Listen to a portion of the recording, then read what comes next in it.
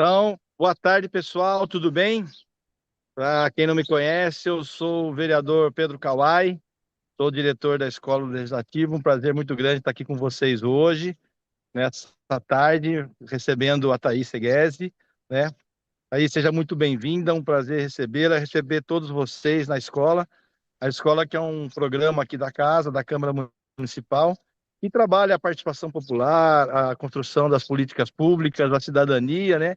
E a presença de vocês é de suma importância, porque não adianta nada a gente trazer pessoas como a Thaís, profissionais do mais alto gabarito, e não ter a participação popular.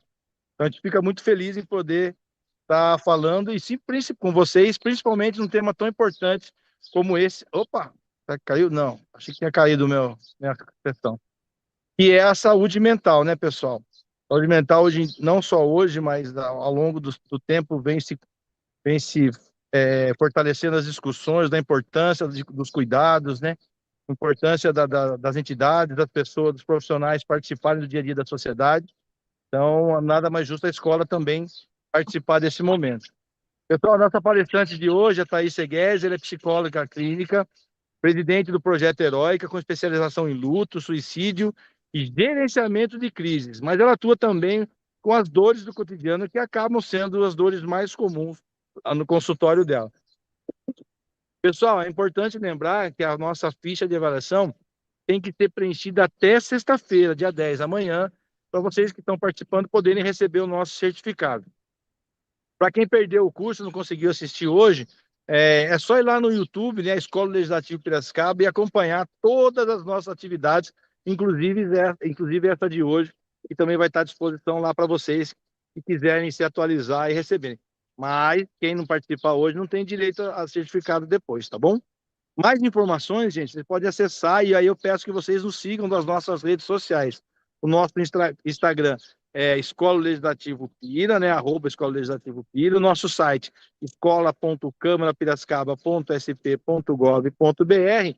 E as nossas inscrições para os próximos cursos, nossas rodas de conversa já estão abertas. Roda de conversa Comurba, perdas humanas, não, vai ser presencial lá no nosso Museu Prudente de Moraes, no dia 5/11, às 14 horas. E o ciclo de atividades, curso Direitos Previdenciários, conheça os seus direitos. A próxima atividade é Benefícios para Pessoas com Deficiência, ela vai ser online no dia 16/10, às 14 horas, semana que vem. E depois, Aposentadoria Rural e Híbrida, também online no dia 13/11, às 14 horas. Então, pessoal, fica aí o convite para vocês participarem das nossas atividades, seguirem as nossas redes sociais, nos avaliarem através da nossa ficha e para poder também receber o certificado. Mas eu acho que vocês vieram aqui para falar de saúde mental com a Thaís e não com o Pedro Kawai. Thaís, seja bem-vinda, é um prazer muito grande recebê-la, e fique à vontade aí, porque a tarde é toda sua aqui na Escola Legislativa. Ótimo. Então, oi, gente. Muito prazer novamente. Eu sou a Thaís Seguesi. Tivemos um problema com o microfone. Espero que todos estejam me ouvindo agora. Para a gente começar, eu ainda não estou vendo os slides, Érica, mas acho que já já entra, né? Eu vou começar me apresentando, mas antes disso, eu queria falar com vocês sobre o que a gente veio falar aqui, o que eu espero passar para vocês, para a gente começar a pensar um pouquinho mais sobre a saúde mental. Então, hoje o nosso tema é a gente pensar a saúde mental nos dias atuais, né? Em como os tempos de hoje estão revelando e o que estão nos mostrando quando a gente pensa em saúde mental. A gente sabe que a saúde mental ainda é um tabu nos dias atuais, então que muitas pessoas ainda têm dificuldade de buscar, né, por ajuda, de entender a importância da gente cuidar da nossa saúde mental. Mas também a gente tem visto o aumento das doenças e dos sofrimentos que têm aparecido no nosso dia a dia. Eu vou falar mais sobre isso ao longo da minha fala aqui, mas já queria trazer essa introdução. Antes da gente começar, eu queria me apresentar. Então, os slides eu não sei o que aconteceram, sumiram, mas eu vou me apresentando enquanto isso. Apresenta, por favor, enquanto eu só ajusto, tá? Combinado, fique tranquila. Meu nome é Thaís Seguesi, eu sou psicóloga clínica, eu sou especialista em gerenciamento de crises, e aí a gente pode pensar que existem inúmeros tipos de crise, né? A começar pelas crises emocionais, que têm aparecido cada vez mais no consultório e nos dados sobre saúde mental do Brasil, mas também a gente pode pensar em crises externas, como a pandemia, por exemplo, que foi uma grande crise que gerou inúmeras consequências para a saúde mental das pessoas e que até hoje a gente vem trabalhando para tentar cuidar daqueles sofrimentos que apareceram e que ainda estão fazendo parte do nosso dia a dia. Então, passou, né? Ai, passei duas, Érica, se você puder voltar uma para mim, por favor. Obrigada. Além disso, eu sou especializada em psicologia e saúde pelo Instituto de Pesquisa Albert Einstein e suicidóloga pelo Instituto de Fenomenologia Existencial do Rio de Janeiro. Suicidóloga é um termo que eu acho que poucas pessoas conhecem, mas são os profissionais que lidam com o suicídio e com a morte, e aí a partir disso a gente pode pensar nos lutos, não só do corpo físico, né, quando a gente perde uma pessoa amada, mas também aqueles lutos de coisas que perdemos e que nos afetam por inteiro em muitos momentos. Além disso, eu tenho um podcast em que eu sou apresentadora junto com a minha mãe, a doutora Simone Segues, que é advogada, e que a gente fala sobre coisas da vida que impactam a gente e também sobre a relação entre o direito e a psicologia. Se você não conhece, eu te convido a conhecer o podcast, que eu sou suspeita, mas é muito legal e é um bate-papo que faz a gente pensar muito também sobre saúde mental. Além disso, eu sou presidente do Projeto Heróica, um projeto 100% voluntário, em que a gente auxilia aquelas mulheres em suas hipossuficiências. Então, a gente oferece um acolhimento psicológico e um aconselhamento jurídico para aquelas mulheres que não sabem onde começar a procurar por ajuda ou que não têm condição de ter a ajuda. E aí o Projeto Heróica, através do nosso Instagram, @Projeto Heróica, a gente consegue oferecer isso por um período para as mulheres. Eu sou autora do livro Vulnerabilidade Feminina, Perspectivas Históricas e Políticas de Proteção, que é um livro em parceria com outras mulheres muito maravilhosas, em que cada uma em sua área escreveu um artigo e a gente resolveu publicar pensando nesse cuidado com a mulher. Então, faz parte também do meu currículo esse trabalho com o feminino e com as questões das vulnerabilidades femininas. Mas para hoje eu quero focar a nossa atenção na saúde mental, né? E para isso, acho que para começar, a gente precisa entender o que é a saúde mental e mais do que isso, o que eu estou falando sobre saúde mental, né? O que eu entendo sobre saúde mental. A saúde mental, ela é muito mais do que uma ausência de doença, né? Então, não significa que eu estou bem, emocionalmente falando, apenas por eu não ter nenhum diagnóstico ou nenhum sofrimento muito intenso, né? A saúde mental, ela vai olhar para todo o social, para o histórico, para a experiência humana, né? Vai olhar para um geral e não só para as questões emocionais como a gente imagina que é. Um ponto que eu trouxe aqui nesse primeiro slide é que em muitos momentos eu escuto que a saúde mental ela está atrelada à falta de sofrimento. E aqui a gente vai ter que pensar que o sofrimento ele faz parte da existência humana. Ele faz parte do nosso viver e do nosso sentir. Não tem como eu estar vivo, vivendo em sociedade e com todas essas questões que aparecem enquanto a gente está pensando em sociedade e excluir os sofrimentos, porque eles fazem parte da experiência humana. Então, a começar, eu queria que a gente lembrasse disso, de que não existe uma vida sem sofrimento. E claro, eu não estou querendo dizer que os sujeitos precisam sofrer a todo momento e a todo tempo, né? Mas que o sofrimento ele faz parte da vida. Então, essa ideia que a gente vê nas redes sociais, nas novelas, nos filmes, nos livros, de que não existe dor e não existe sofrimento, é falsa e acaba por colocar nós, enquanto sujeitos, em um lugar de maior frustração. Porque se a gente espera que a gente não vá ter sofrimento e a gente tem, a gente acaba até por sofrer mais, por achar que aquilo poderia não existir, né? Então, preciso desmentir esse mito da saúde mental de que não existe, de que existiria uma vida sem sofrimento, né? E aqui a gente não vai pensar assim. Aqui a gente vai entender esse sofrimento como parte da nossa experiência humana. Claro que aí a gente vai pensar em intensidades, né?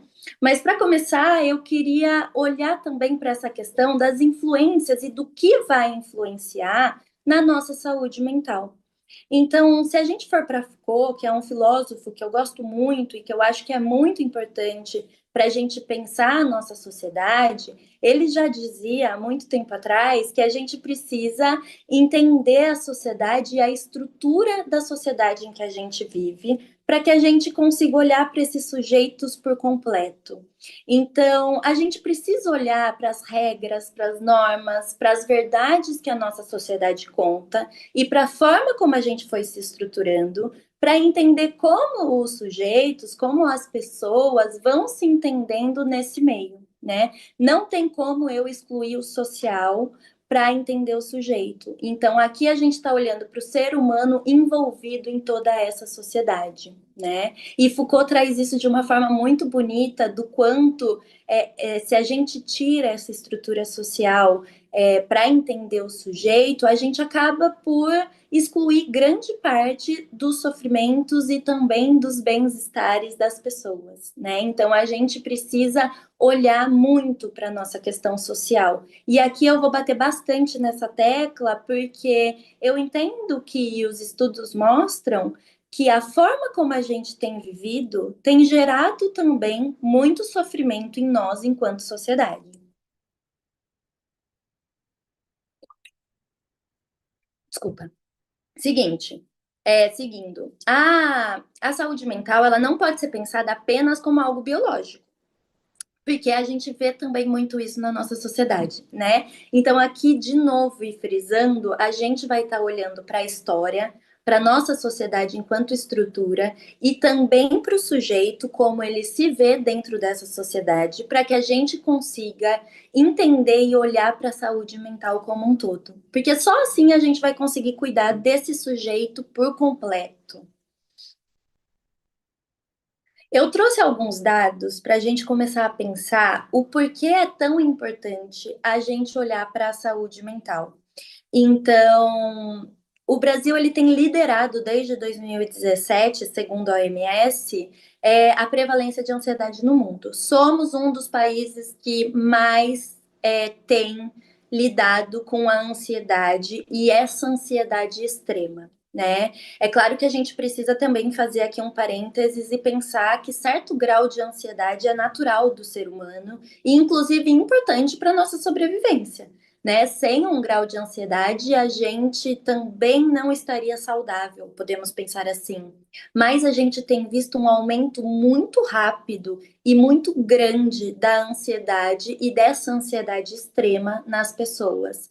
A gente já começa até a pensar que um certo grau de ansiedade mais elevado se tornou o novo normal dos seres humanos, né? Então, por isso a importância da gente olhar para a sociedade assim como Foucault trazia, né? Porque se a gente for olhar lá no passado, o grau de ansiedade de uma pessoa normal, entre muitas aspas, de uma pessoa saudável, de uma pessoa em que não tem um sofrimento muito intenso, e o grau de ansiedade das pessoas atualmente já é muito diferente. Se eu fosse olhar só para o dado, talvez eu achasse que a nossa sociedade como um todo, nos dias atuais, estivesse extremamente doente. Mas a gente já sabe que hoje o nosso limiar de ansiedade já está acima daquele do passado. Então a gente também precisa se lembrar disso, né? De que hoje em dia é normal a gente esperar um grau de ansiedade maior nas pessoas. Outro dado que eu acho muito importante a gente falar, porque tem ficado cada vez mais aparente na nossa sociedade, é sobre a síndrome do burnout, que acho que todos vocês já ouviram falar sobre. Né?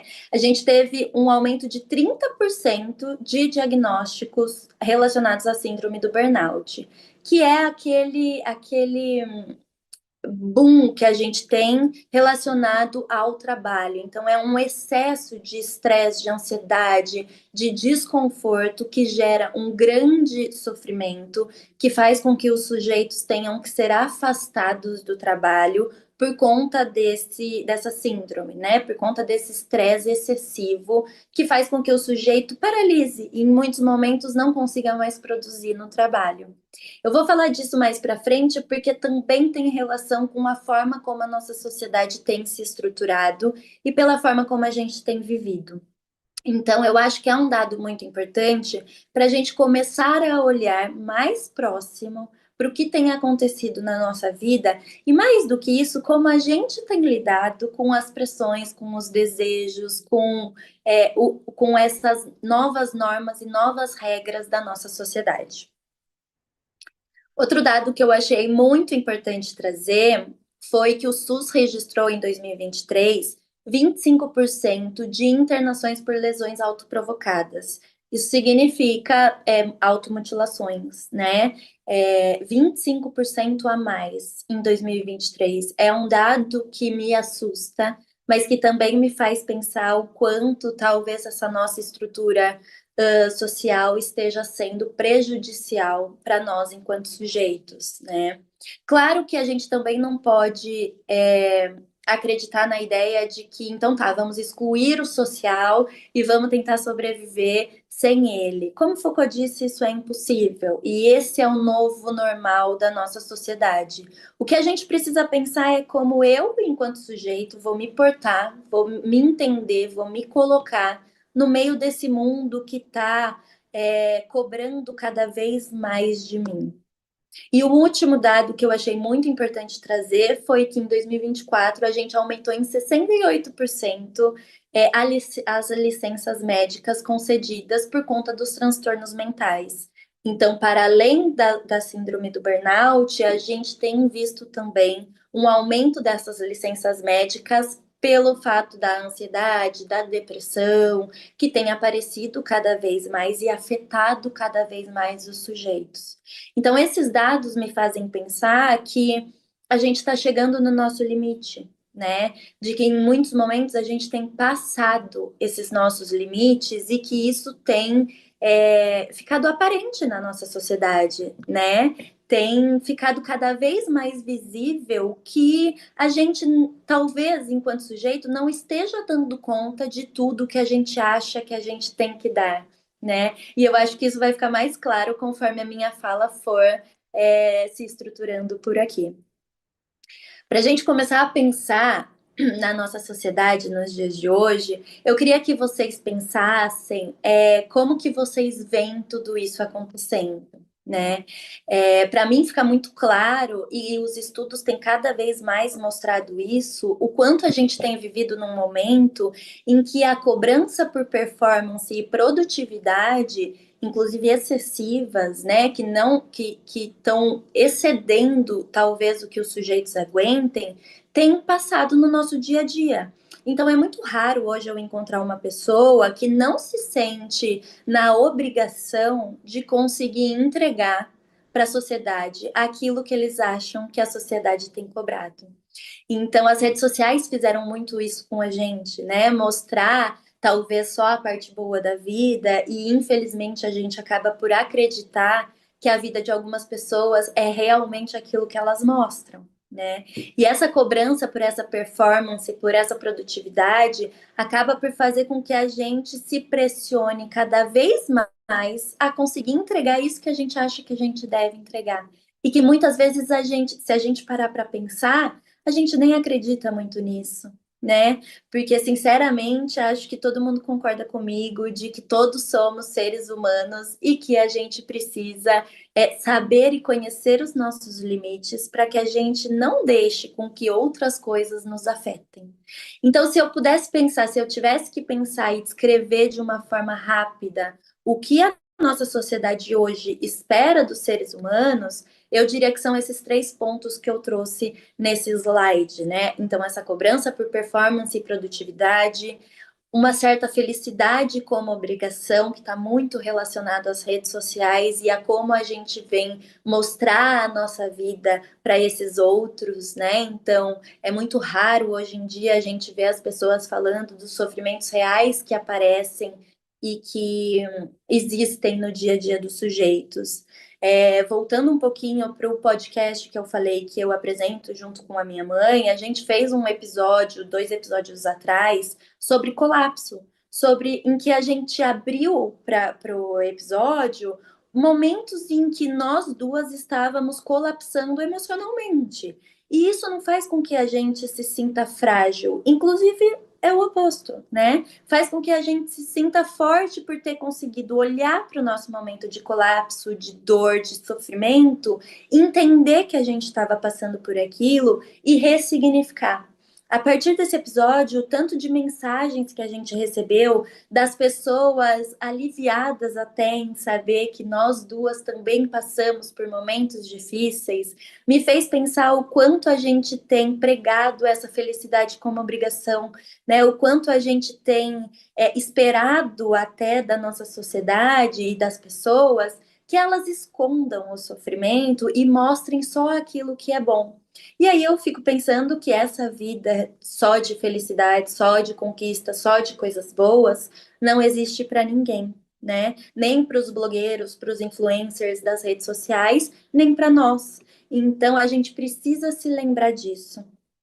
Para além desses 2 pontos que eu trouxe, a ideia do imediatismo e desse excesso de estímulos também faz com que a gente se obrigue a estar sempre produzindo, né? Então a gente está num momento, e Bauman, um filósofo, já dizia isso também, do quanto a gente tem estado em um momento de maior liquidez. Ele traz essa palavra, né? Que traz essa ideia do imediatismo, das coisas muito fluidas, das coisas muito passageiras, em que nada é muito eterno e que a gente precisa ter respostas rápidas e estar sempre pronto para agir.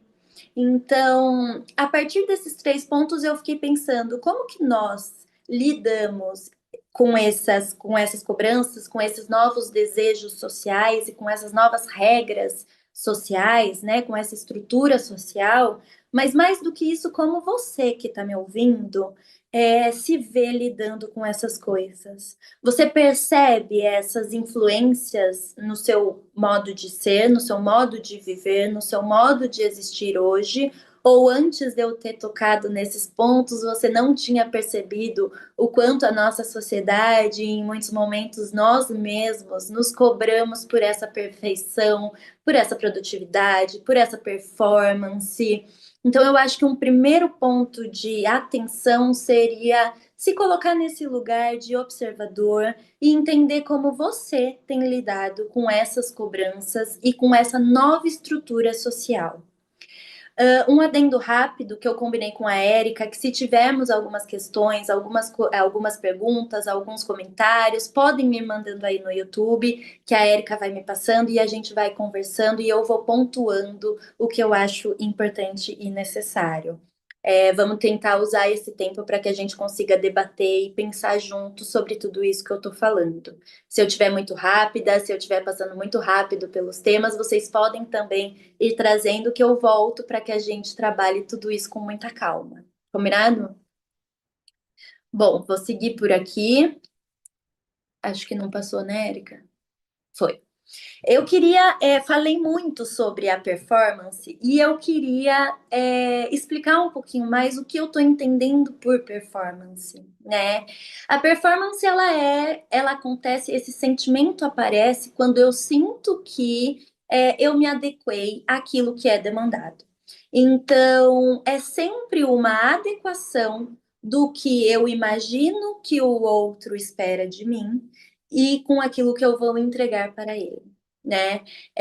Eu fico pensando que, nesse sentido, as empresas, as pessoas, as relações têm cada vez cobrado mais essa adequação e que essa adequação seja rápida, seja imediata, seja instantânea e seja mais do que isso, perfeita, que é uma palavra que aparece muito no dia a dia do consultório e que sempre me faz pensar e questionar o sujeito se ele realmente acredita na perfeição, né? Eu fico pensando, além disso, que quando a gente deseja performar para alguém, a gente acaba por acatar, por nos adequar a algumas demandas que em muitos momentos a gente nem gostaria de estar se adequando, né? Então, essa pergunta que eu faço no segundo ponto do slide, né? Quais são essas demandas que eu estou tentando me adequar? Se elas estão de acordo aos nossos desejos, aos nossos valores e às nossas verdades, é porque em muitos momentos o nosso sofrimento surge a partir disso, dessa tentativa de se adequar a algo que na verdade não faz sentido à minha vida, a minha vida pessoal, a quem eu me vejo que sou, a quem eu penso que sou, né? Então a gente precisa também parar um momento para tentar entender quais são essas demandas que estão me pedindo, ou mais do que isso, que eu acho que estão me pedindo. Quais são essas demandas e quem tem demandado de mim, e o quanto eu quero responder de verdade a essa demanda. Porque aí a gente abre alguns pontos que são importantes a gente falar, né? Tem muitas demandas que a gente não quer responder, mas ao mesmo tempo, frustrar essa pessoa que está demandando, às vezes dói muito na gente. E aí a gente acaba por tentar dar conta de tudo, por tentar responder a essas demandas, até para conseguir um certo reconhecimento social. Então, se a gente pensar, como eu disse no slide anterior, sobre o quanto a nossa sociedade tem cobrado essa produtividade excessiva, essa felicidade excessiva, como que a gente vai dizer não? Como que a gente vai se permitir a esse não, mesmo sabendo que esse sim, essa demanda, esse pedido não faz sentido para mim, né? Então é preciso que a gente consiga se olhar nesse lugar para que a gente consiga entender o que realmente faz sentido para mim. Eu não sei se está confuso essa ideia para vocês, mas eu acho que ao longo da. Acho que eu passei dois, Érica. Dá uma conferida para mim, por favor. Ao longo da nossa conversa, não, estava certo. Ao longo da nossa conversa, eu acho que a gente vai conseguindo entender melhor o quanto nós, enquanto sujeitos, acabamos por nos colocar em algumas situações que talvez a gente não precisasse. E que essa situação, por si só, já causa sofrimento na gente, né? Eu entendo também que as frustrações elas vão gerar sofrimento, mas como eu disse no começo da minha fala, os sofrimentos eles fazem parte da experiência humana. Então, em algum grau, é claro que a gente vai sofrer, mas a gente precisa pensar qual sofrimento a gente consegue sustentar a longo prazo. Agora eu fico pensando que numa sociedade que tem cobrado muito, numa sociedade que tem esperado muito da gente, numa sociedade em que não nos deixa sofrer, a sociedade também está esperando que sejamos super-homens e mulheres maravilhas, né? E eu acho que esse é um cuidado que a gente tem que ter muito forte. A gente deseja dar conta de tudo. E eu acho que esse é um grande problema que a gente tem observado na nossa sociedade e que tem gerado grande parte dos sofrimentos nos sujeitos, né?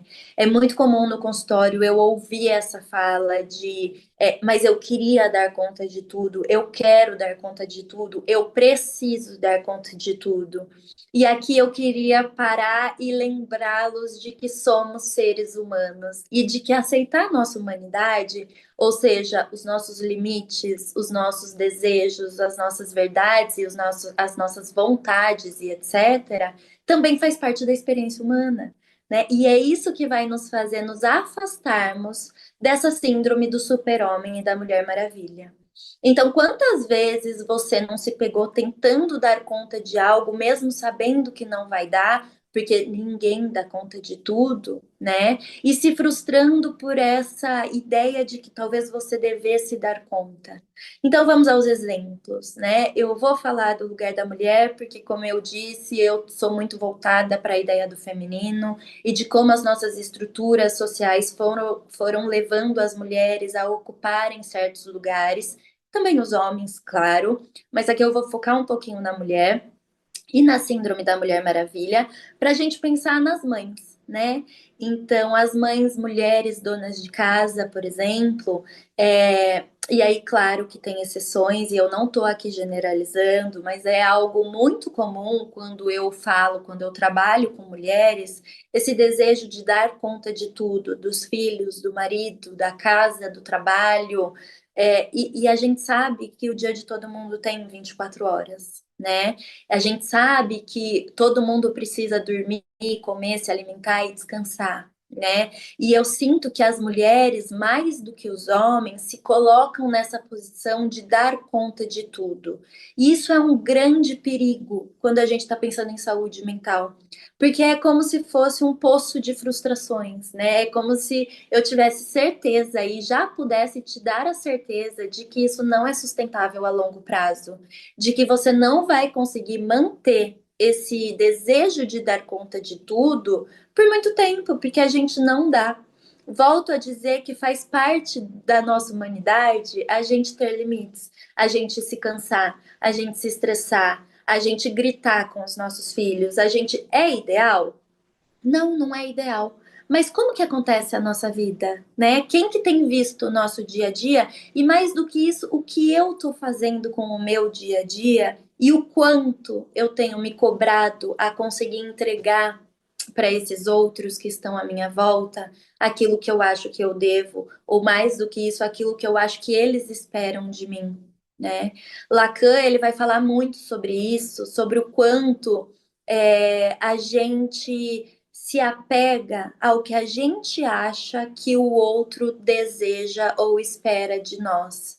Então, esse é um ponto de muita atenção para que a gente não caia nesse lugar de que a gente tem que dar conta de tudo e de que a gente até se engana que a gente vai dar conta de tudo, né? Porque é esse lugar que vai gerar sofrimento com certeza absoluta. Porque eu tô te dizendo, você não vai dar conta de tudo, e mais do que isso, você não precisa, enquanto obrigação, dar conta de tudo. Isso é algo que a gente tem que se lembrar, todos nós, mas principalmente a mulher, porque nós mulheres fomos ensinadas a estar sempre cuidando de um outro. E aqui o meu convite para que a gente consiga olhar para a nossa humanidade é a gente passar a olhar para nós mesmas e para os nossos próprios limites e para os nossos próprios desejos, tentando deixar esse outro no lugar dele, um lado mais fora da gente, que não afete tanto nas nossas decisões e nas nossas autocobranças. Para isso, para que eu consiga me separar desse outro, eu preciso entender quem eu sou. Eu preciso entender o que eu quero, o que eu acho que são as minhas verdades. Eu preciso encontrar essas questões minhas, que são pessoais, que são únicas, que são individuais, para que eu, a partir disso, consiga me posicionar melhor com os outros e com a sociedade, né? Então, eu acho que é importante a gente entender o que eu estou querendo dizer por subjetividade. Assim como eu disse no começo, a subjetividade ela vai levar em conta o histórico, o social e o cultural. A subjetividade ela é única, só você tem.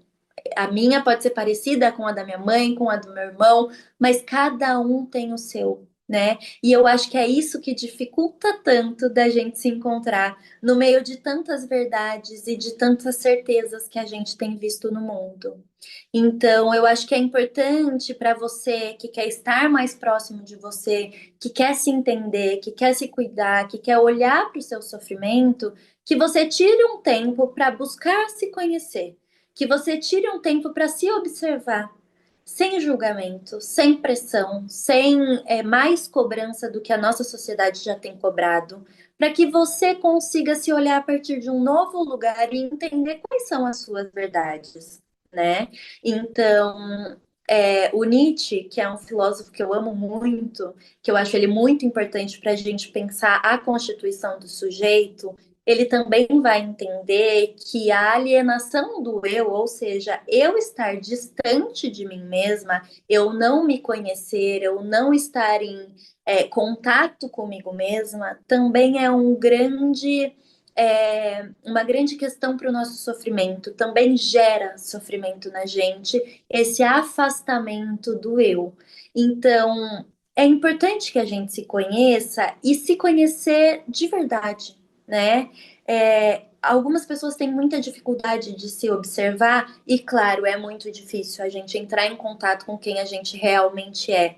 Porque a gente não tem só coisas boas, a gente também tem coisas que a gente não se orgulha, a gente também tem coisas que a gente sente vergonha, a gente também tem coisas que talvez não façam tanto sentido na nossa vida hoje. Mas se a gente não olhar para essas coisas, se a gente não entrar em contato com isso, a possibilidade da gente modificar fica muito menor, né? E se a gente não modifica, a gente acaba por manter as coisas como elas são. E se a gente vai ao encontro do que Nietzsche diz, esse distanciamento do eu vai gerar mais sofrimento. E a gente não quer sofrimento. Eu acredito que ninguém queira sofrer, né? O sofrimento é ruim para todo mundo. Então, se você conseguir tirar um tempo, e aí, claro que eu escuto muito isso no consultório de eu não tenho tempo, mas eu não consigo, mas é claro que algumas pessoas têm mais tempo do que outras, e aqui, com muito cuidado, para a gente não cair na ideia da meritocracia, né, que todo mundo tem as mesmas 24 horas e etc. Mas a gente também precisa olhar com carinho para a gente, no sentido de que talvez você consiga fazer isso no seu banho, talvez você consiga fazer isso indo para o seu trabalho, talvez você consiga fazer isso enquanto você faz cocô no banheiro. Eu não sei aonde você vai arranjar um tempo para olhar para você. Mas o que eu sei é que se esse tempo não aparecer, se esse cuidado com você não aparecer, a chance do sofrimento aumentar e de você cair num daqueles dados que eu trouxe no começo da minha fala é muito grande. Então, eu imagino e fico pensando quem está me escutando e o quanto de tempo ou de tentativa já teve de se cuidar nesse sentido, o quanto o sujeito conseguiu encontrar, né, de você mesmo e o quanto você validou esses encontros, essas descobertas sobre você, que também é um ponto muito importante para que a gente consiga seguir nesse sentido dessa busca por esse eu. Porque, fazendo uma volta rápida em tudo que eu disse, se a gente não conhece a sociedade em que a gente está, se a gente não se conhece, a gente não consegue fazer a relação entre o eu e o mundo. E é dentro desse mundo que eu vivo e que os meus sentimentos, as minhas emoções, as minhas preocupações aparecem. Então é essencial que a gente pare por um momento e não literalmente pare, porque eu entendo que a vida não para, né? E que a gente está sempre nessa correria, mas que a gente tire um tempo para conseguir nos olhar de um novo lugar, a partir de uma nova perspectiva, com muito carinho, com muito cuidado, com muita atenção, para que vocês consigam estar mais próximos de vocês e conseguirem irem alinhando os seus desejos aos desejos da sociedade, aquilo que você acha certo, aos modos de viver de hoje, para que a gente diminua o sofrimento e não aumente. Tá fazendo sentido por aí? Qualquer coisa vocês vão perguntando e a gente vai debatendo. Érica, se tiver alguma coisa, se quiser falar,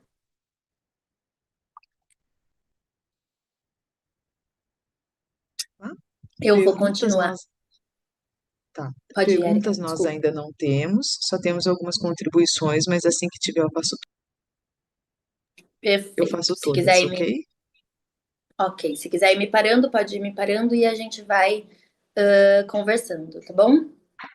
Ok, vou voltar o slide, tá? Tá bom, obrigada. Ótimo, vamos lá. Deixa eu passar um. Acho que não foi, né? Consegue passar para mim, por favor, Érica? Perdi aqui o controle. Ótimo. E aí tá, a partir disso tudo que eu tô falando, né? parece até um pouco triste, um pouco preocupante, então, como que nós vamos viver nesse mundo cheio de cobranças, cheio de pressões, cheio de desejos dos outros, e como a gente vai conseguir se entender e até se existe uma forma da gente olhar diferente para tudo isso, né? Então, como eu disse, o sofrimento, ele faz parte da existência humana.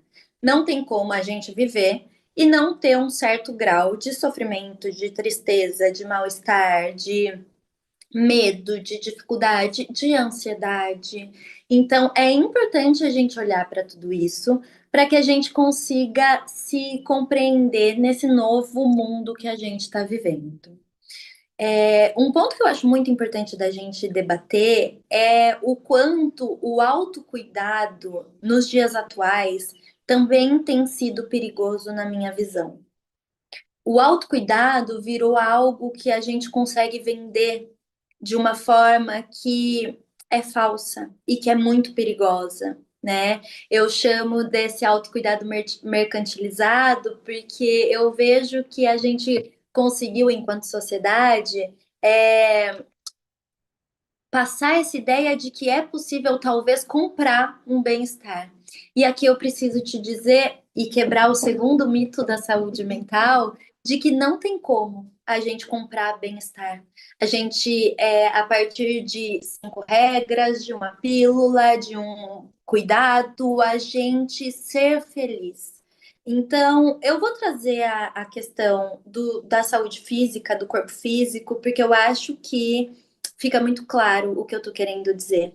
A gente tem visto que agora o saudável que tem nos vendido é um corpo muito magro, é um corpo mais fino, é um corpo que as pessoas julgam ser saudável, né? Mesmo não sendo, porque o que muitas vezes eu encontro no consultório é que esses corpos perfeitos fisicamente e perfeitos para o que a nossa sociedade espera, acontecem a partir de medicações que não são saudáveis. Então, a gente está vendendo o que é saudável sem ser saudável e a nossa sociedade tem caído nessas verdades, né? Que são grandes mentiras, mas a gente tem pego como se fosse uma verdade absoluta.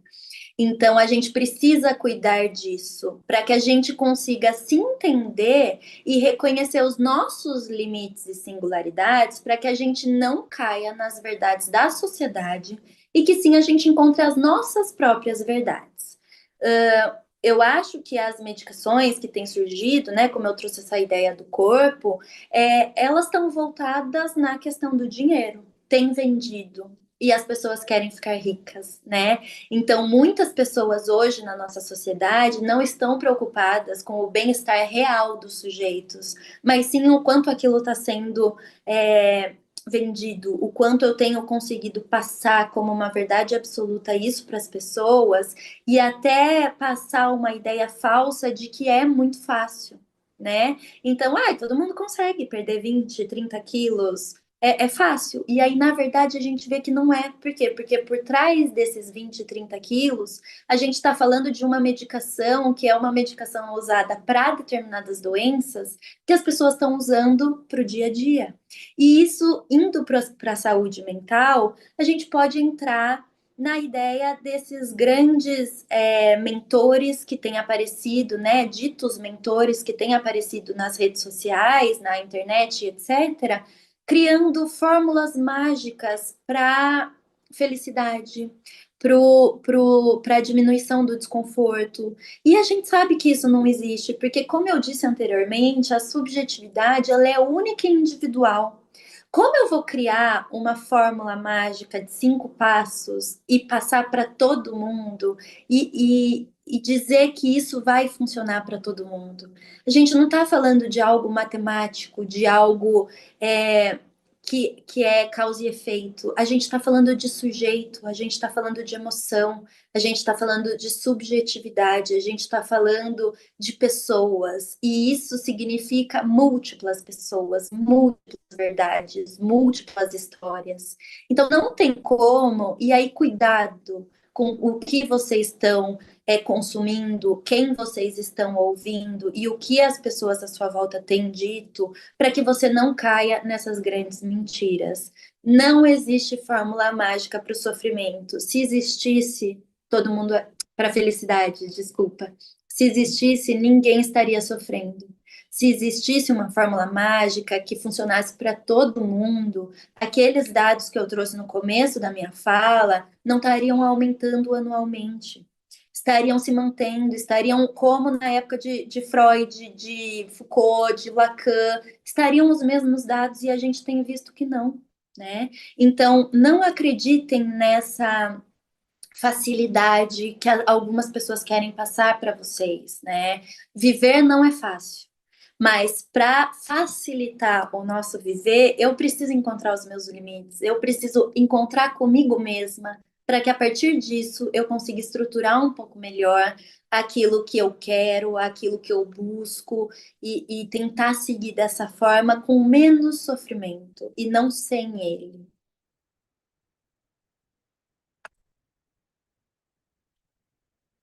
Falei já um pouquinho das redes sociais, mas eu sinto que nessa nossa sociedade imediatista e cada vez mais, que cada vez cobra mais da gente essa felicidade excessiva e tóxica e falsa, a gente precisa parar e olhar para isso.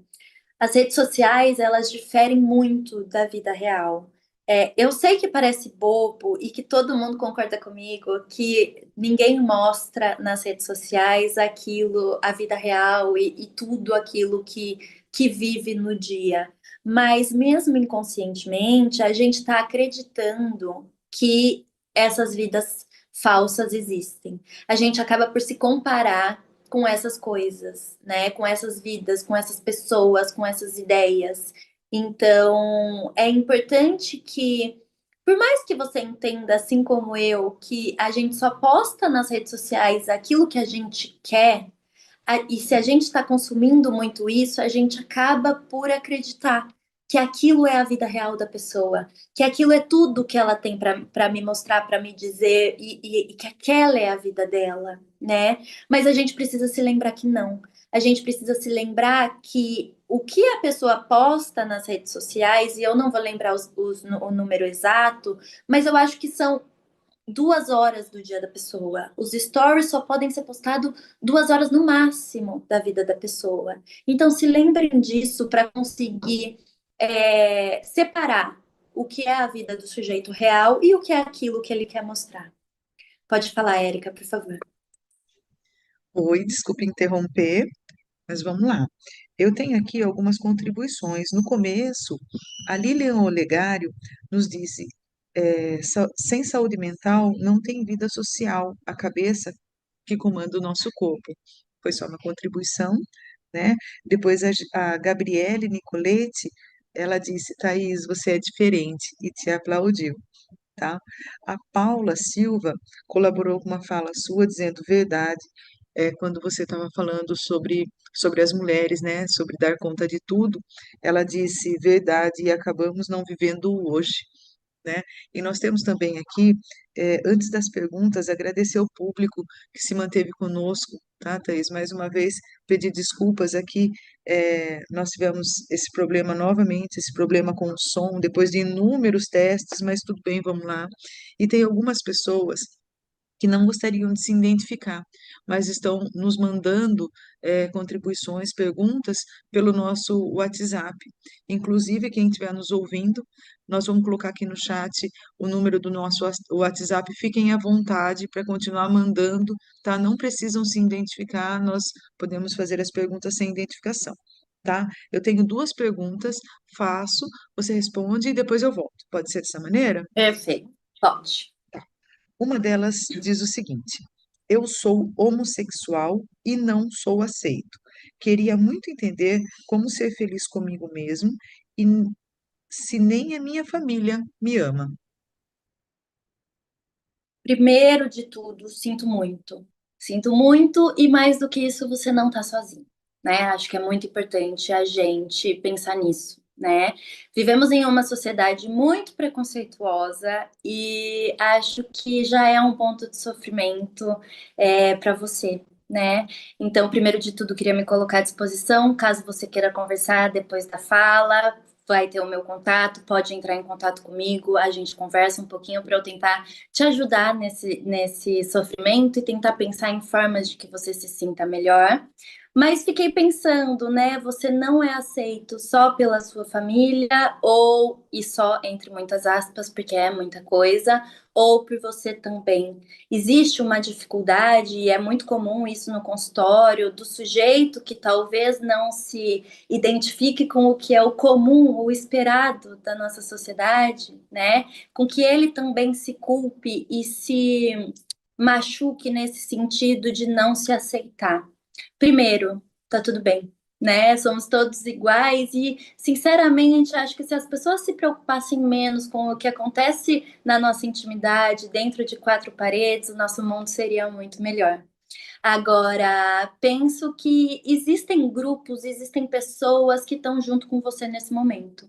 Então, vamos também tentar vir para a vida real nesse sentido de que você não está sozinho, né? De que existem formas da gente cuidar desse sofrimento e da gente olhar para isso de uma forma mais leve. É claro que dói, e eu imagino que para vocês deve estar doendo muito, mas se te acolhe, se te traz um carinho, uma esperança, eu acho que a gente consegue cuidar desse seu sofrimento e fazer com que você entenda também que os nossos pais, os nossos familiares, os nossos amigos, eles não são perfeitos e que tá tudo bem a gente se afastar de algumas pessoas, a gente ter algumas decisões e opiniões em prol da nossa felicidade, do nosso bem-estar. A gente precisa se colocar em primeiro lugar nesse sentido para que a gente consiga encontrar esses nossos limites, né? Um ponto a se pensar é quem são e quem você escolhe ser a sua família, né? Quem você escolhe estar do seu lado, quem você tem te apoiando, te acolhendo. Talvez essas pessoas devam estar mais próxima de você e você mais próxima delas do que tentar manter contato ou manter uma relação, e eu não tô falando de nunca mais ver, de nunca mais falar e etc., mas talvez entender o lugar que essas pessoas também à sua volta se colocam. O preconceito delas diz mais sobre elas do que sobre você, né? Então acho que essa é a parte que eu pontuaria, mas sinto que é importante você procurar por ajuda, é importante você olhar para isso, para que esse sofrimento não cresça, não aumente e, primeiro de tudo, você não precisa, né, lidar com tudo isso sozinho. Não sei se respondi, mas me coloco novamente à disposição para que a gente converse depois da minha fala, para que você tenha pelo menos um acolhimento. Ok, a próxima pergunta diz o seguinte: eu estou com a autoestima muito baixa e não consigo me sentir feliz comigo. Você tem alguma dica para eu melhorar? Queria uma fórmula mágica, que você já disse que não tem, tá? Ai, que pena que acabei com a sua felicidade antes, né? Já disse que não existe fórmula mágica. Vou pedir para você aguentar um pouquinho aí, porque eu vou falar sobre autoestima e vou pensar junto com vocês algumas ferramentas para que a gente consiga desenvolver a autoestima. O que eu posso te falar para te tranquilizar é que a autoestima é possível de se desenvolver. Então, calma. Hoje a tua autoestima tá baixa, mas se a gente trabalhar em cima dela, você vai conseguir aumentá-la e construí-la, né? Para que você comece a olhar para você de um outro lugar. Combinado? Outra coisa que eu queria falar, Érica, é que você trouxe, né, essa ideia do som que falhou novamente, etc. E eu fiquei pensando que isso é vida real, né? A gente se prepara, a gente se prepara, a gente se programa, a gente treina, a gente testa, e aí a hora que cai na vida real, a hora que cai no agora, essas coisas acontecem. E aí a gente precisa se lembrar de que tá tudo bem, né? De que a gente não tem controle sobre tudo e de que essas coisas vão realmente acontecer na vida real. Talvez nas redes sociais, talvez nos mundos ideais, isso não aconteceria. Mas a gente não tá no mundo ideal. A gente está na vida real, nesse dia a dia que acontece e que a gente precisa se lembrar dessa nossa impotência em muitos momentos, né? Antes de eu continuar, eu queria mandar um beijo especial para a Gabi, que mandou mensagem, e para a Lilian, que já fez parte, né, do nosso projeto Heróica, como voluntária, nos ajuda maravilhosamente. Então, muito obrigada por estarem me ouvindo e pelas palavras que trouxeram. Acho que eu vou voltar, mas se tiver mais alguma pontuação, você vai me falando, porque eu acho que tem a ver com tudo que a gente está conversando por aqui, tá bom? Tenho apenas mais uma contribuição. Posso, por favor? Por É favor. da Paula. É da Paula. Ela diz: não podemos deixar de sermos nós mesmos por causa das pessoas. Temos que viver intensamente como realmente somos, como realmente nos sentimos bem, para sentirmos vivos. É exatamente isso, mas também penso o quanto é difícil a gente conseguir se afastar desses outros nesse sentido da gente viver aquilo que a gente acha certo, né? Porque também seria muito hipócrita da minha parte se eu dissesse que a gente não se preocupa nada com o que os outros acham e com esse reconhecimento, esse retorno, essa valorização do outro, né? Somos seres sociais que também buscam por esse retorno, por essa reafirmação, por esse reconhecimento. Então, no mundo ideal, com certeza a gente deveria viver intensamente aquilo que a gente acha certo, sem ferir o outro, óbvio, mas cuidando da gente nesse sentido. Só que também não é tão simples assim, né? Mais alguma coisa, Érica? Isso, tenho sim.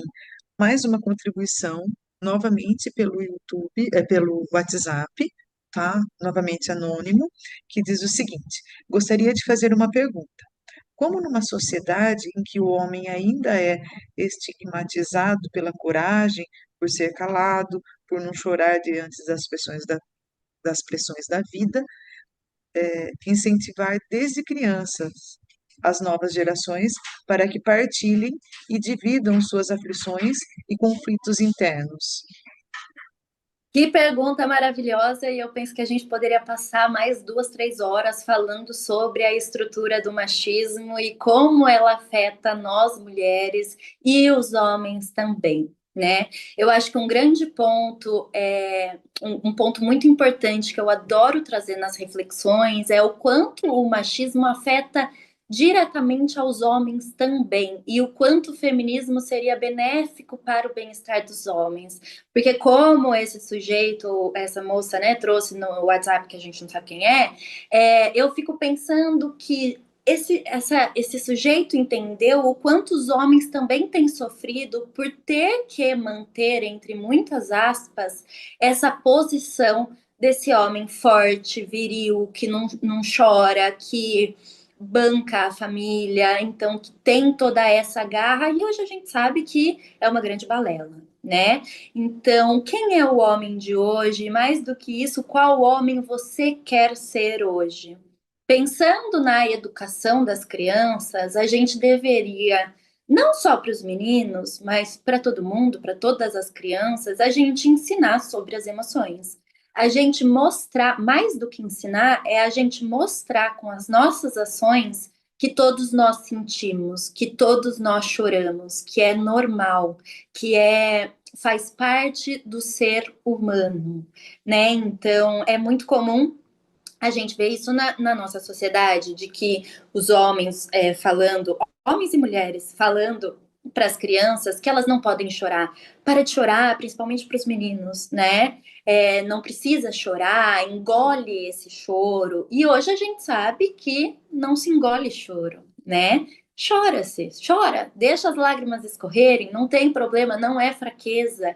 Então a gente precisa ir quebrando isso aos poucos. Agora, em uma sociedade que prega ainda estruturalmente o machismo, fica muito difícil com que a gente faça que os sujeitos entendam que tá tudo bem ser humano nesse sentido, né? Então, sentir emoções, chorar, sofrer, ficar com medo, falir, broxar, são coisas que ainda a nossa sociedade julga muito o homem. Um parênteses rápido sobre essa estrutura do machismo e como a gente pode pensar isso que eu acho que de verdade a gente vai precisar de umas 2, 3 horas para pensar sobre isso, a gente pode pensar que a maioria das famílias brasileiras são comandadas por mulheres. Então, não são só os homens que têm que cuidar da forma como eles educam, mas nós mulheres também. Porque se a gente voltar para Foucault e se a gente tiver que olhar para a nossa estrutura social para se entender enquanto sujeito, a gente, mulher, também tem que se assumir machista. Eu, em muitos momentos, ainda tenho pensamentos machistas. Isso não é ruim, isso faz parte por a gente ter vivido milhões de anos estruturados no machismo. É uma quebra diária para a gente ir encontrando essas verdades do passado e ir quebrando essas verdades para ir colocando as novas verdades e educando nossas crianças com isso. Então, acho que esse é o caminho que a gente deveria seguir para também liberar o homem desse lugar de aprisionamento que ele está. É isso, Érica, mais alguma coisa? É isso, e a pessoa que fez a pergunta agradeceu e disse que está gostando muito da palestra, tá? Por enquanto é isso. Que bom, fico muito feliz. Qualquer coisa me aciona e a gente para novamente. Combinado? Bom, estava falando então das redes sociais e da vida real, e acho que com esses comentários e esse debate que a gente teve, dá para ver o quanto a vida real é muito mais dolorida do que as redes sociais, do que a vida que aparece nas redes sociais, né? E é esse o cuidado que eu quero que vocês tenham, de conseguir se afastar desses conteúdos que a gente tem visto. Agora, um ponto muito importante das redes sociais que eu preciso entrar de forma também muito rápida, para que a gente não fique aqui demorando em termos e etc., é sobre a intolerância às frustrações que eu tenho visto que tem aparecido na nossa sociedade. A gente tem dificultado esse viver frustrado, né? Parece que a gente está fugindo da frustração. Parece que esse imediatismo, essa pressa, essa pressão, essa vida falsa está fazendo com que a gente se afaste e fuja da frustração. E aí, quando a frustração aparece, que também é algo que faz parte da existência humana, muitas pessoas se desesperam.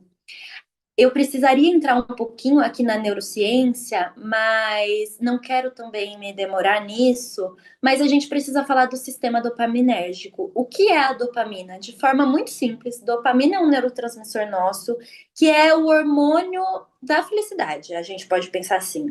Então, quando temos picos de dopamina, significa que temos picos de felicidade também, né?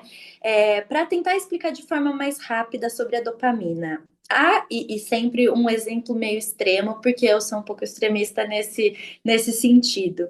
A cocaína. A cocaína nada mais é, né, do que picos de dopamina no organismo.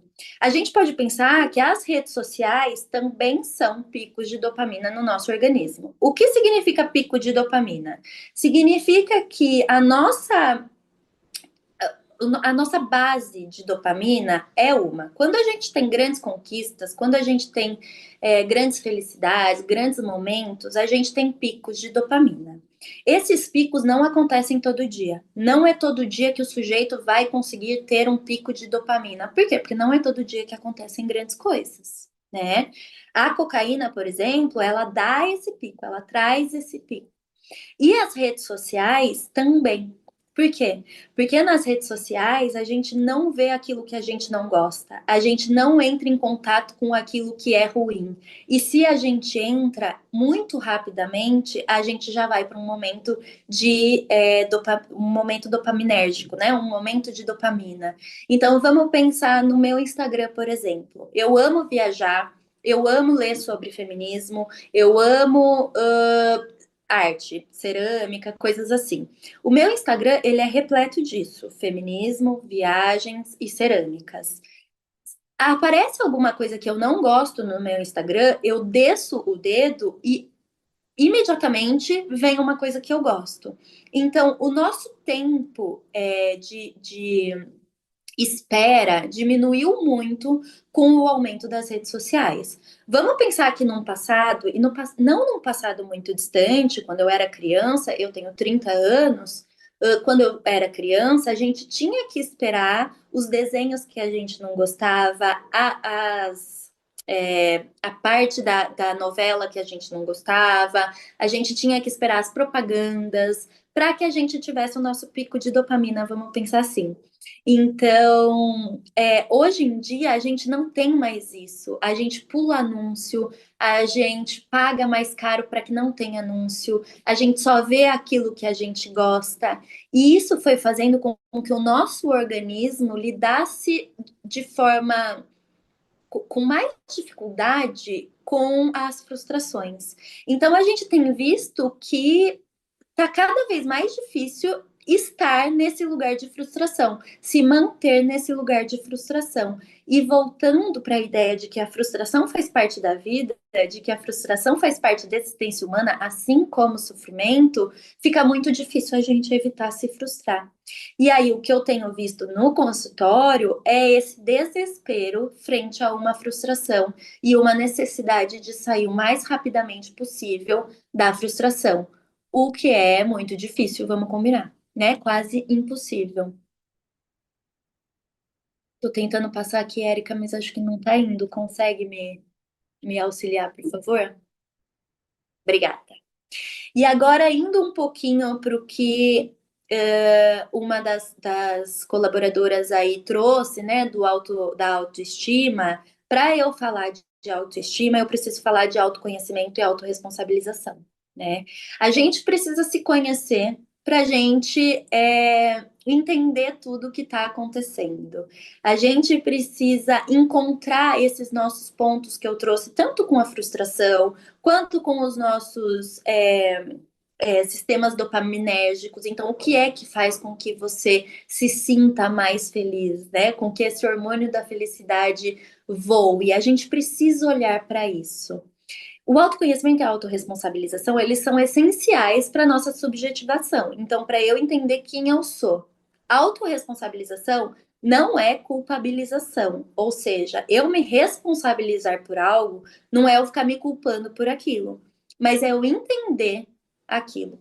É olhar para aquilo como se fosse uma escolha e não como mais uma autocobrança. Por quê? Porque nossa sociedade já tem nos cobrado muito e a todo instante. Se a gente fizer isso com a gente mesma, vai começar a ficar mais difícil de sobreviver a esse mundo, né?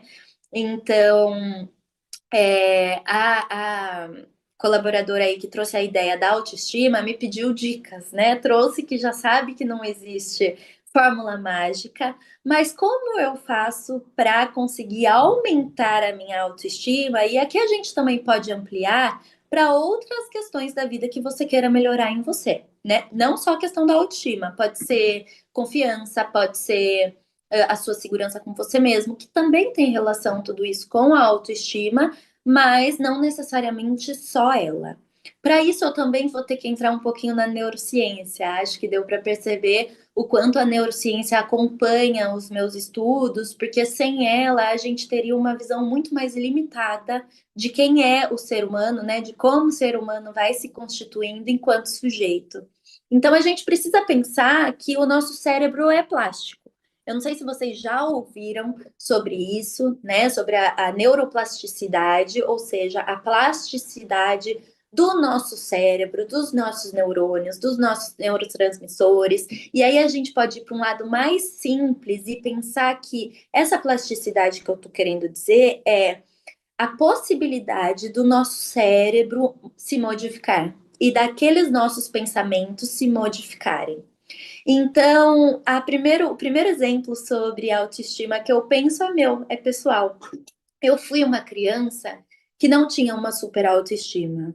Eu fui uma criança que me comparava muito com o meu irmão e eu sempre achei o meu irmão muito mais inteligente do que eu. E eu lembro da minha mãe me ensinando a olhar para mim com olhos um pouco mais carinhosos, né? E eu acho que é esse o convite que eu faço para você. Indo para a neurociência, a gente precisa mentir para o nosso cérebro até que essa mentira vire uma grande verdade. Então, lá no passado, eu, através da minha mãe, e depois eu comigo mesma, eu fui mentindo para mim que eu era inteligente, que eu era bonita. Por que mentindo? Porque eu não acreditava. A minha autoestima era tão baixa que eu só conseguia olhar para os meus defeitos. Então, a partir de olhar e para aquilo que eu achava que era meu defeito, né? Porque nem sei se era um defeito ou se era apenas a forma como eu estava me olhando, com muita cobrança, com muita vontade de ser perfeita e etc.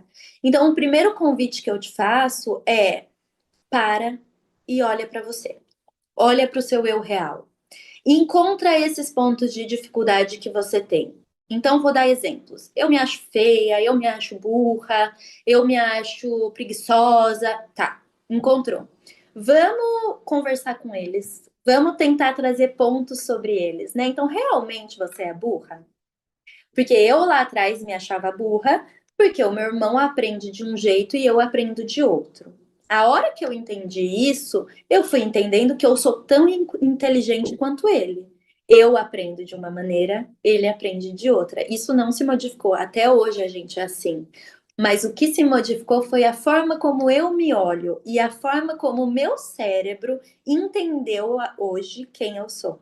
Então, a partir dessa mentira, porque para mim era uma mentira, eu fui fazendo com que ela se tornasse verdade. E essa é a maior beleza do nosso cérebro, na minha opinião. Essa possibilidade da gente modificar as grandes verdades que ficam incrustadas na gente em novas verdades. Então, aquela menina lá do passado que não se achava capaz, hoje já não existe mais em mim. Por quê? Porque eu fui construindo e desenvolvendo a minha autoestima. Como? Me olhando de um novo lugar e conversando comigo mesma nesse sentido. É interessantíssimo, importantíssimo que a gente converse com a gente mesma nesse sentido, que a gente consiga se olhar nesse lugar e, através dessas falas, a gente acreditar naquilo que a gente está falando, né? Então, vai para frente do espelho em algum momento e começa a conversar com você mesma. Começa a, talvez assim como eu fazia, mentir para você mesma. Eu sou bonita, eu sou capaz, eu sou inteligente, e isso não só para as mulheres, tá? Para todo mundo. Eu sou inteligente, eu sou dedicada, eu sou responsável, e a partir das suas qualidades que você vai encontrando, você vai conseguindo se fortalecer nisso. Não adianta pegar uma coisa que você não é e ficar mentindo para você mesma achando que um dia vai virar verdade. Então, encontra também as suas qualidades, né? Eu tenho certeza que você tem. E algo muito comum e muito interessante, principalmente em nós mulheres, é que se eu pedir para vocês me falarem 5 defeitos seus, eu sei que você vai conseguir me falar na hora. E se eu pedir 5 qualidades? É muito comum que as mulheres tenham muita dificuldade de se colocar nesse sentido, porque parece que a gente é arrogante, parece que a gente que falta humildade. E a gente precisa lembrar que sem autoestima também não vai funcionar, não vai dar certo. Então vamos deixar um pouquinho a humildade de lado e olhar para a gente com esse carinho e com essa intenção de encontrar essas nossas grandes qualidades para que isso nos fortaleça e não o contrário, né?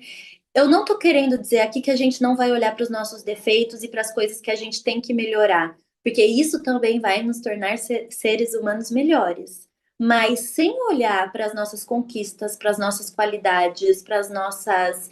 A gente também não vai conseguir viver uma vida mais leve, viver uma vida mais tranquila. Então, eu acho que é importante a gente olhar para isso e tentar ir construindo essas nossas verdades para nós mesmos. Faz sentido? Érica, tô tentando passar aqui de novo, mas acho que eu perdi o controle. Fique tranquila. Enquanto isso, eu gostaria de dizer a todos que o link para a ficha de avaliação já está no chat, tá? Aos inscritos será enviado também pelo WhatsApp e pelo e-mail ainda hoje, tá? Por enquanto, eu não tenho interação. Eu até vejo alguns participantes aqui no WhatsApp que digitam, mas apagam, né? Fiquem à vontade, fiquem à vontade de verdade, que pode ser anônima sim a pergunta, tá bom? Mais uma vez, vamos lá.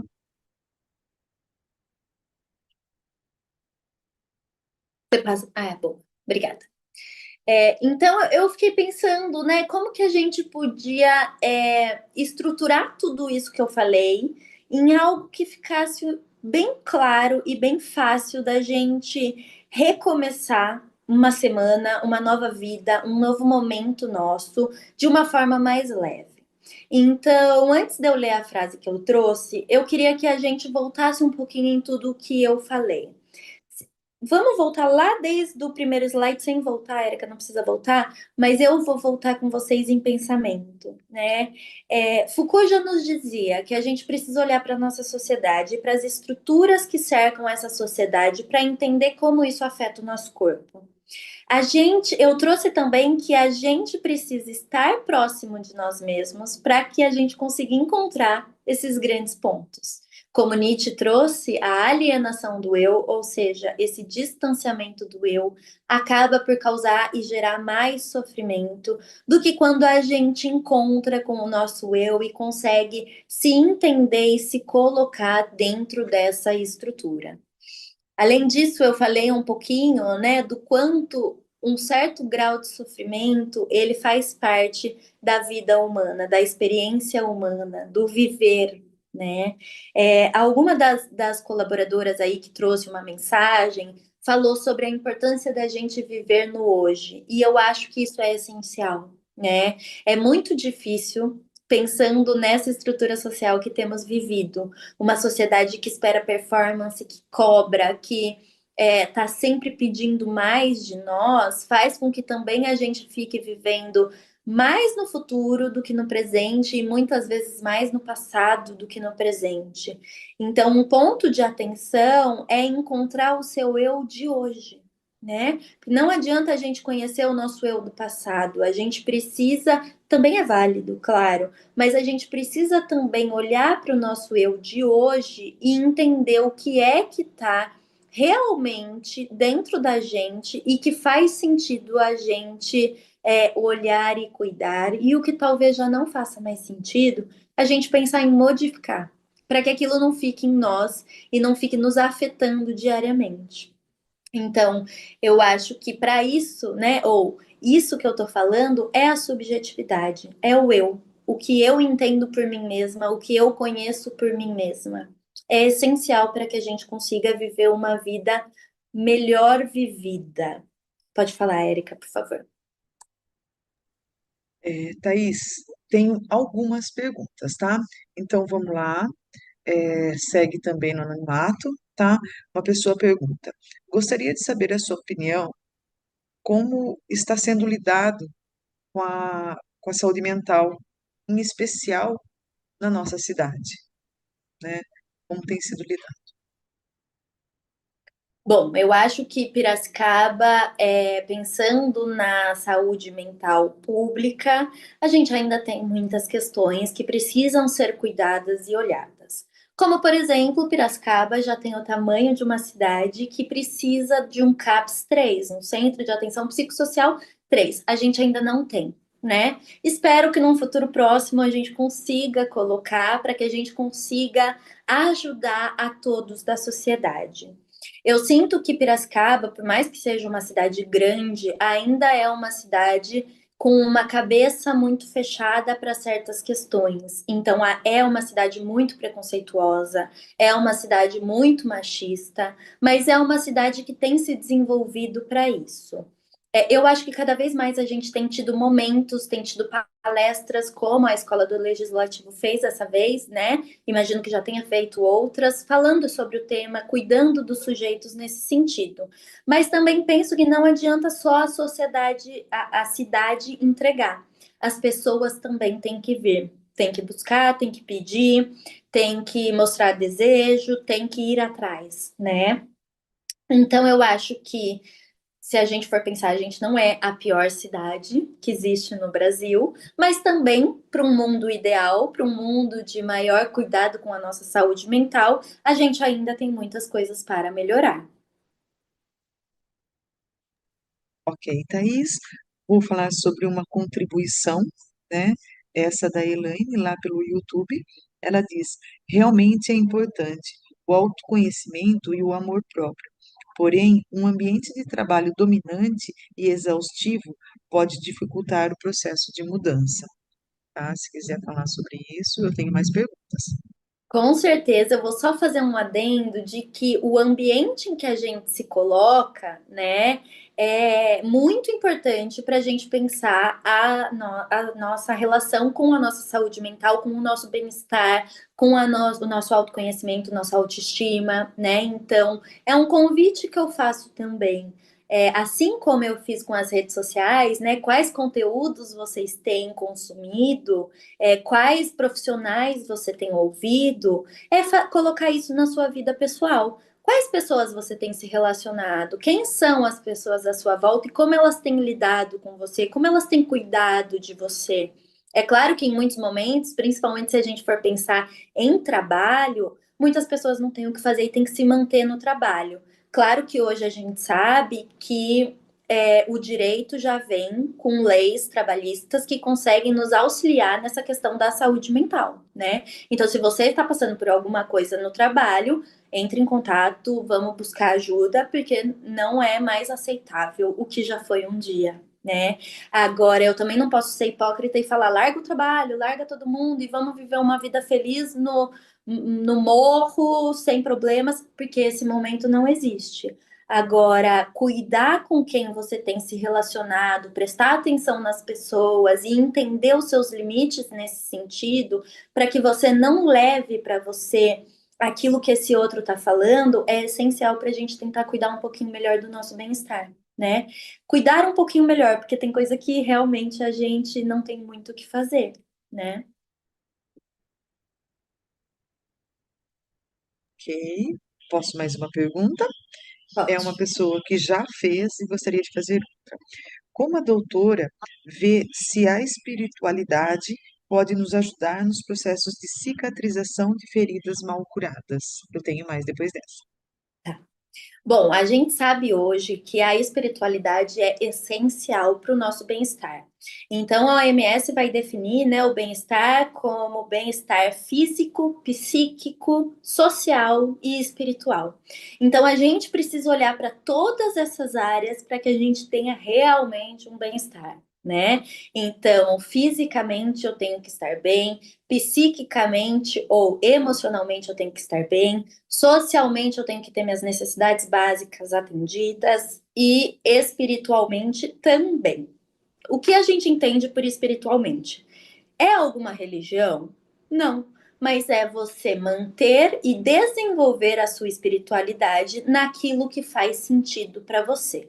Então, tem paciente meu que senta e fala: Eu acendi uma vela, ótimo. Eu acendi um incenso, ótimo também. Fui na igreja católica, perfeito.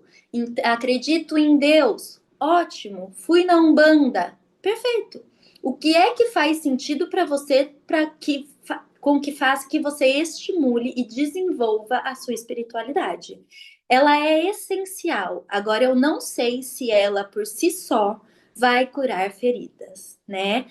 É, a gente sabe que, voltando nessa definição da OMS, precisa ter um equilíbrio entre tudo. Não adianta você estar com a sua espiritualidade trabalhada e o seu psíquico sofrendo. Não adianta estar com a sua espiritualidade trabalhada e o físico com questões. Ou o seu social sem as necessidades básicas superadas, né? Então, a espiritualidade por si só também não traz felicidade. E aí, de novo, a gente não está falando de nenhuma religião, a gente está falando de um desenvolvimento de uma espiritualidade, seja ela onde for. Obrigada. Tenho aqui contribuições pelo YouTube. Que aula magnífica. Parabéns, Thaís. Tá? Uma outra contribuição uma pessoa pelo WhatsApp diz: uma vez uma amiga me falou das minhas qualidades e eu me surpreendi. Eu não via em mim aquele valor, mas depois que a Thaís falou, eu vi que era verdade. Depois que ela falou, né, que Uhum. você trouxe isso e que a amiga falou, ela viu que era verdade. Eu tenho mais perguntas, tá? Só um comentário rápido sobre isso. É um ponto muito legal para quem tem muita dificuldade de encontrar esses pontos positivos, essas qualidades. Pede ajuda para quem está à sua volta, quem você confia, né? Então, manda mensagem para uma amiga, para um amigo, para um pai, para uma mãe, para uma avó, para quem quer que seja. Pergunta: o que você vê em mim de qualidade? O que você vê em mim de positivo? E aí pensa sobre isso, porque às vezes a gente tem muita dificuldade de se olhar nesse lugar. E quando o outro fala, a gente escuta mais do que quando a gente mesmo fala, né? Então é uma ótima ferramenta para quem está tentando desenvolver isso. Certo. Agora uma pergunta muito importante, que é de muitas pessoas, tá? É, ela quer saber também pelo WhatsApp, tá? Se você sabe dizer, tem uma pessoa dizendo que quer fazer terapia, mas não tem dinheiro. Se você sabe dizer onde teria terapia gratuita ou a baixo custo. Bom, vamos lá. Primeiro, o Projeto Heróica, que é o projeto voluntário que eu falei no começo, espero que todo mundo conheça. Quem não conhece, corre lá no Instagram para dar uma olhada.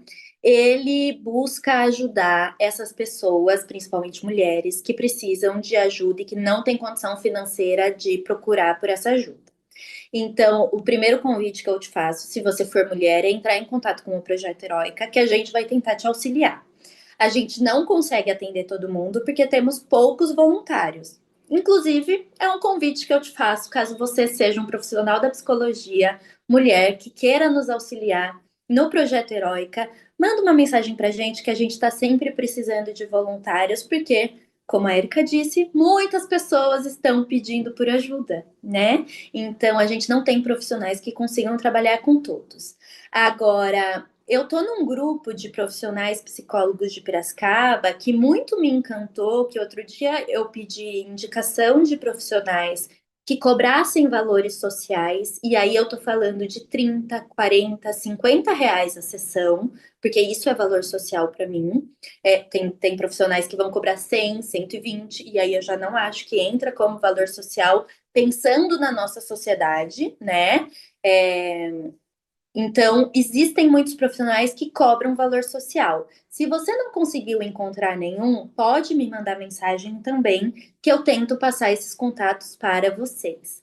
De forma gratuita, a gente pode buscar o CAPS, que é o Centro de Atenção Psicossocial que eu trouxe, e eu sei que ele está lotado. Eu sei que ele também não dá conta de toda a Piracicaba, mas é um ponto para a gente tentar. Né? Então vamos lá, vamos fazer barulho, vamos deixar nome na lista, vamos ver se a gente consegue contratar mais profissionais, vamos ver o que a gente consegue fazer para que todo mundo consiga essa ajuda. Então, manda mensagem para a gente, ou pelo Projeto Heróica, ou no meu contato que eu vou deixar aqui no fim, que eu passo para vocês esses profissionais que atendem por valor social. Mas, caso eles não tenham vaga, coisa assim, a gente busca também por esses serviços públicos que deveriam nos acolher nesse sentido, né? Ok, só mais uma contribuição. É outra pessoa que diz, por que temos que nos comparar tanto com os outros? Eu também sempre me comparei demais com o meu irmão. Por enquanto é isso, tá? Ótimo. Eu acho interessante, né, na fala dessa pessoa que trouxe, porque temos que. E aí eu fico pensando, a gente não tem, né, enquanto obrigação, a gente faz isso com a gente mesma. Porque eu acho que nossa sociedade também compara muito, né? Então é muito comum as comparações aparecerem. O que a gente tem que pensar é que toda comparação é injusta, né? Ou a maioria das comparações são injustas. A gente se compara mesmo sem saber as dificuldades, como foi a história real dessa pessoa. Muitas vezes a gente se compara a partir daquilo que a gente vê, que não é o todo, é apenas uma parte, né? Então, ir se lembrando disso e ir deixando a comparação de lado é muito importante. Mas o que eu te convido a fazer é tentar diminuir a sua energia de observação desse outro e aumentar a sua observação sobre você mesmo, né? Tenho certeza que quando você olhar para a sua história com carinho, você vai encontrar muitas coisas importantes que vão te aumentar esse conhecimento, vão aumentar essa sua visão sobre você mesmo, tanto sobre as qualidades quanto sobre os defeitos, né? Então, vamos tentar se separar desse outro nesse sentido. E claro, não é fácil. A gente está a todo momento se comparando e nossa sociedade nos compara, né? Então, para a gente conseguir sair disso, muita terapia, muito autoconhecimento, muita análise para que a gente consiga se separar nesse sentido das grandes comparações, né?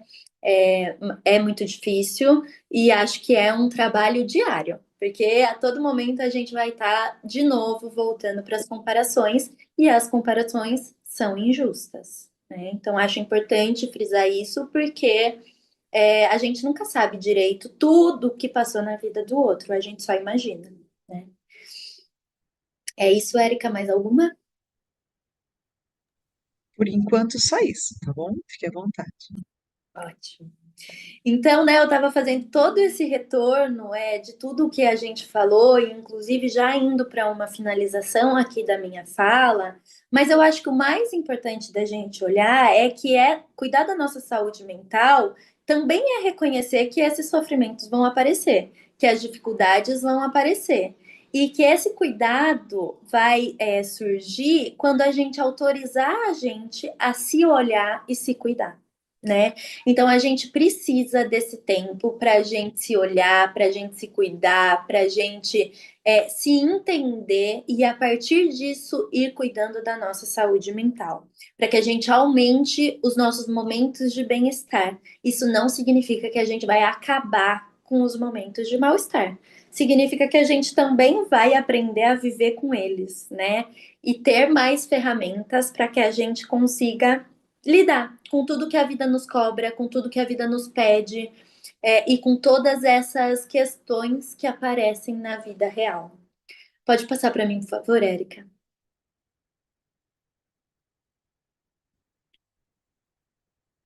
E aí eu gosto de finalizar com uma grande pergunta, né? O que falta para você começar a cuidar de você? O que falta para você começar a se olhar de um novo lugar?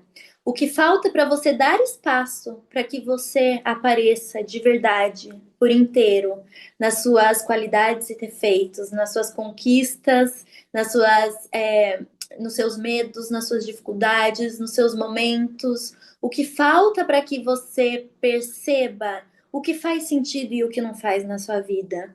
O que falta para que você passe a olhar para as pessoas à sua volta e para o bem ou para o mal que elas causam em você? O que falta para você se colocar em primeiro lugar na sua vida? Se colocar como grande protagonista da sua história? Porque uma coisa que a gente faz muito enquanto sociedade é esperar que esses grandes outros, essas outras pessoas à nossa volta, cuidem de nós. E é também algo que muitas vezes não acontece. Nós temos que cuidar de nós mesmos. E se você não se colocar em primeiro lugar, eu não sei se alguém vai. Se você não der importância para você, eu não sei se alguém vai te dar importância. Então, se colocar em primeiro lugar, entender suas vontades, seus desejos, suas necessidades, não é egoísta, não é falta de humildade. E sim, talvez seja a fórmula mágica que eu falei que não tinha, mas pensando aqui, talvez seja o caminho para a gente encontrar bem-estar. É a gente se colocar em primeiro lugar e se permitir viver aquilo que a gente acha certo. Então, faça essa pergunta para você. O que falta para você se colocar em primeiro lugar? Para você se olhar como grande protagonista da sua própria vida e para você reconhecer os seus próprios limites, as suas vontades, os seus desejos e a partir disso trilhar o seu próprio caminho. Então acho que fica esse questionamento aí para vocês. Pode passar para mim, por favor, Érica. Eu queria agradecer, queria deixar o meu contato aí para vocês. O Instagram do projeto não está aí, do Projeto Heróica, mas é @Projeto Heróica. Depois eu vou mandar para a Érica também, para ela disponibilizar para vocês certinho. A gente só tem o Instagram do projeto como canal de comunicação, tá? Então, eu queria agradecer a todos que ficaram aqui com a gente até o fim. Queria agradecer à Escola do Legislativo por ter disponibilizado tempo para a gente pensar sobre saúde mental e falar sobre isso. Acho que é um tema que, claro, a gente pincelou, tem muita coisa que a gente pode debater ainda, tem muitas questões que eu imagino que devam ter ficado aí em vocês, né, aparecendo dentro da cabeça de vocês.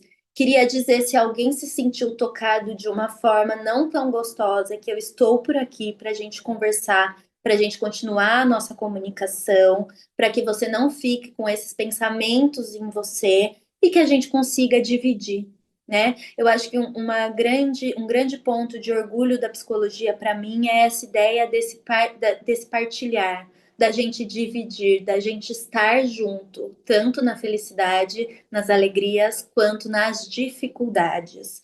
Então, se você está com alguma dificuldade, se você não sabe por onde procurar ajuda, entre em contato comigo, que eu te ajudo a gente encontrar o melhor caminho para você. Não estou falando que precisa ser sentado no meu consultório, tá? Também pode, claro, as portas estão abertas, mas não é isso que eu estou querendo dizer. É se você encontrou alguma coisa dentro de você a partir dessa palestra que tá difícil lidar sozinho, manda uma mensagem que a gente volta a conversar e tentar acolher um pouquinho esses sofrimentos que aparecem. Queria agradecer novamente e perguntar se apareceu mais alguma coisa por aí, Érica, se tem mais alguma coisa para dizer, se faltou alguma coisa ou se é isso. Nada faltando. Muito obrigada. Nós temos elogios aqui, vários elogios aqui pelo YouTube, aqui pelo WhatsApp.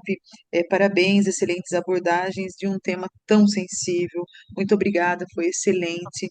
Thaís, muito obrigada por nos ensinar tanto, né? Eu também aqui sentada aprendendo até esse lance do som, né? E é isso Uhum. mesmo, a gente não tem o domínio de tudo e tá tudo bem também. Eu tenho tentado aprender isso, né? Dia a dia, porque nem tudo depende da gente, nem tudo é com a gente, né? Nem tudo é. E acho que em muitos Hum, momentos a gente se cobra e se culpa quando as coisas não dão certo, né? E a gente precisa se lembrar que não depende só de nós. E que muitas coisas vão dar errado, talvez mais coisas dão errado do que certo na nossa vida, né? E a gente precisa aprender a lidar com isso de uma forma mais carinhosa com a gente mesma. é isso. Muito obrigada pela leveza, tá? Desse trato comigo desde o início. E eu queria Imagina. aproveitar, né? Aproveitar essa família tão voluntária, tão do bem, tão parceira da escola. Aproveitar aqui para dizer que nós estamos. Está acontecendo o ciclo de atividades do curso Direitos Previdenciários, né? Conheça os seus direitos, que a doutora Simone Seghese, que é mãe, né, da Thaís Seghese. Obrigada, está nos acompanhando aqui, é uma pessoa incrível. E nós estamos com mais dois encontros deste ciclo já abertas inscrições, tá? É, benefícios para pessoas com deficiência, PCD, um tema importantíssimo e urgente, tá? Vai acontecer na semana que vem, no dia 16, às 14 horas, também online. Não vai dar problema no som, não vai E dar, se der, tá né? tudo bem, porque é vida real, né? E se der, tá tudo bem. Voltem, por favor, mais uma vez agradecer que o público que esteve conosco lá, né, na primeira vez, voltou conosco aqui. Obrigado mais uma vez. E o outro tema, aposentadoria rural e híbrida, que vai acontecer no mês de novembro, no dia 13 de novembro.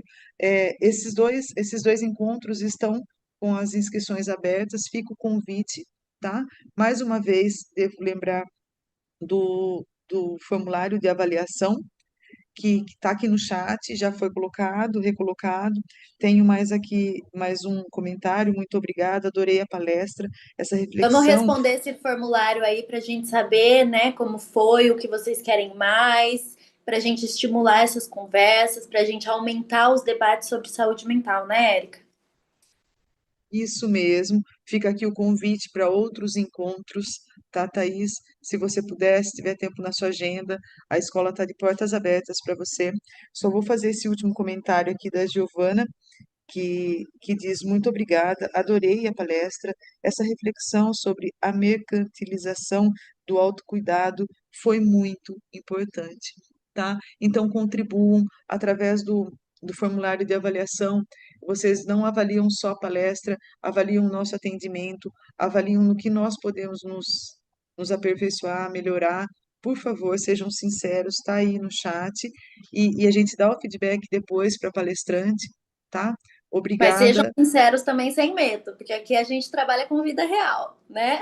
É isso, é isso. Mais uma vez, Thaís, muito obrigada e volte sempre, tá bom? Muito obrigada a Um você abraço. pelo convite, um beijo e até a próxima.